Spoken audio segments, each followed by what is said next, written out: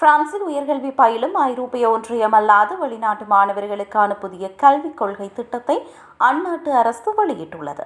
சர்வதேச மாணவர்களை கவர்வதற்காக இந்த திட்டம் கொண்டுவரப்படுவதாக அரசு கூறினாலும் பல்கலைக்கழகங்கள் மற்றும் மாணவர் அமைப்புகள் மத்தியில் இது பெரும் கவலையை ஏற்படுத்தியுள்ளது. புதிய திட்டத்திற்கு அமைய வரும் கல்வியாண்டு முதல் ஐரோப்பிய ஒன்றியம் அல்லாத நாடுகளை சேர்ந்த மாணவர்களுக்கான கல்வி கட்டணம் கணிசமாக உயர்த்தப்பட உள்ளது. இளங்கலை படிப்புகளுக்கு ஆண்டுக்கு சுமார் 2895 யூரோக்களும், முதுகலை படிப்புகளுக்கு ஆண்டுக்கு சுமார் 3941 யூரோக்களும் கட்டணமாக நிர்ணயிக்கப்பட வாய்ப்புள்ளதாக தெரிகிறது. கட்டண உயர்வு ஒருபுறம் இருக்க, ஜூலை 1 முதல் கல்வித் தொகை பெறாத வெளிநாட்டு மாணவர்களுக்கு வழங்கப்பட்டு வந்த APL எனப்படும் வீட்டு வாடகை உதவித்தொகையும் ரத்து செய்யப்பட உள்ளது.